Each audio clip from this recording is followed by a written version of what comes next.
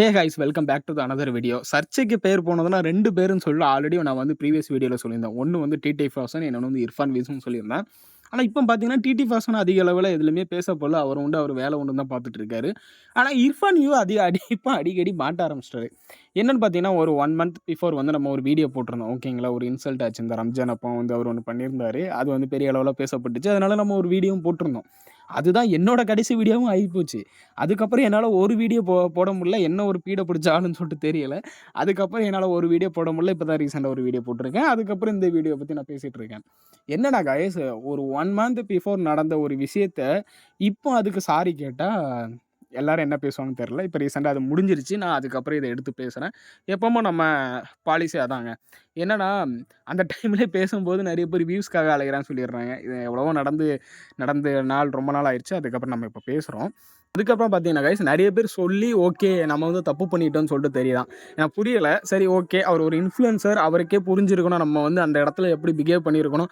ஒவ்வொரு இடத்துலயும் நம்ம எப்படி நடந்துக்கணும்னு சொல்லிட்டு அவருக்கே தெரிஞ்சிருக்கணும். அதெல்லாம் விட்டுட்டு வந்து மத்தவங்க சொல்லி தான் இவருக்கு தெரியுது அப்படின்னு சொல்லிட்டாரு. சரி ஓகே, அதையும் நம்ம எடுத்துக்கலாம்னு நெனச்சிங்களா? அதுக்கப்புறம் என்ன பண்ணாருன்னா, இப்போ ஒரு ரீசென்ட்டா 1 மந்த்துக்கு அப்புறம் ஒரு வீடியோ போட்டிருக்காரு. அந்த வீடியோவுல ஆமா நான் பண்ணது தப்பு தான் அப்படின்னு சொல்லிட்டு போட்டிருக்காரு. இதுக்கு தான் இப்போ பொளந்து கட்டிட்டு இருக்கிறாங்க. என்னடா டேய்!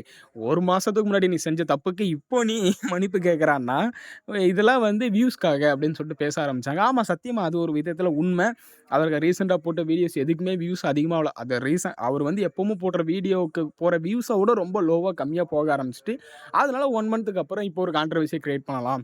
அத வச்சு நம்ம வியூஸ எடுத்துக்கலாம் அப்படின்னு சொல்லிட்டு நினைக்கிறாரான்னு சொல்லிட்டு தெரியல. ஓகேங்களா? என்ன பொறுத்தவரைக்கும் கேட்டீங்கன்னா, எஸ் ஓகே இருக்கலாம் அப்படின்னு சொல்லிட்டு தான் தோணுச்சு. அதுக்கப்புறம் கொஞ்சம் யோசிச்சு பார்த்தேன். என்னன்னா, ஒரு ஆக்சிடென்ட் மேட்டர் ஒண்ணு நடந்துச்சு. இந்த பிரியாணி மேன கிண்டி விட்டதுக்கப்புறம், அதுக்கப்புறம் ஒரு எக்ஸ்ப்ளைன் வீடியோ போட்டாரு பார்த்தீங்களா? ஆமா. இப்படிதான் நடந்துச்சு அப்படின்னு சொல்லிட்டு ஒரு எக்ஸ்ப்ளைன் குடுத்தாரு. அந்த எக்ஸ்ப்ளைன வந்து நீங்க ஆக்ஷன் நடக்கும் சொல்லியோ, இல்ல அதுக்கப்புறமோ நீங்க வந்து அதுக்கு ஒரு எக்ஸ்ப்ளைன் இப்படிப்பட்ட ஒரு தெளிவான எக்ஸ்ப்ளைன நீங்க குடுக்கலையே. என்கிட்ட ப்ரூஃப் இருக்கு. அது இதெல்லாம் காட்டுனாரு. அப்போ ஒரு எக்ஸ்ப்ளைன் இவரு குடுக்கவே இல்லையே.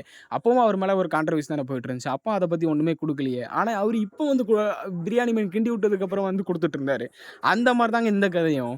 அதாவது வந்து 1 மந்த்துக்கு முன்னாடி நடந்த விஷயத்த அவரு இப்ப மன்னிப்பு கேட்கிறாருன்னா, கோமால இருந்தாரான்னு தெரியல. அந்த விஷயம் நடந்ததாவே தெரியலையான்னு தெரியல.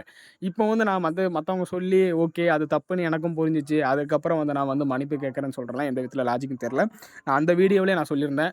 இவருக்கு வந்து நீங்க எந்த அளவுக்கு சப்போர்ட் குடுக்குறீங்களோ, அந்த அளவுக்கு தான் இவரு கன்டென்ட் குடுப்பாரு. வியூஸ்க்காக என்னனாலும் பண்ணுவாரு. நீங்க வந்து உங்களுக்கு ஒண்ணு பிடிக்கலையா நீங்க அன்சப்ஸ்கிரைப் பண்ணிட்டு போயிருங்க. நானும் அவரு முன்னாடி வந்து நான் ஃபேனா தான் இருந்தேன். ஏன்னா இதுக்கு முன்னாடி ஒரு வீடியோ போட்டதெல்லாம் எனக்கு பார்க்க நல்லா தான் இருந்துச்சு. ஓகே சப்ஸ்கிரைப் பண்ணி வச்சிருந்தேன். அவங்க போக, அவங்க பண்ற ஒவ்வொரு விஷயமும் வந்து நம்ம வந்து எவ்வளோதான் வளர்ந்தாலும் அதே இடத்துல இருக்கணும். கேரக்டர் மாறவே கூடாது.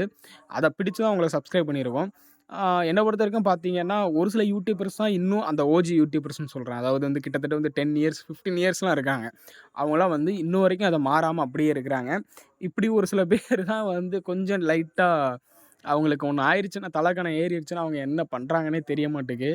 ஆ இதுக்கெல்லாம் வந்து நம்ம தாங்க காரணம். வேற ஒண்ணுமே கிடையாது. இவங்கள போட்டு ட்ரோல் பண்ணியும், அடிக்கிறதையும் விட்டுட்டு, நான் இதுக்கு முன்னாடியே ஒரு வீடியோல நான் சொல்லியிருந்தேன்.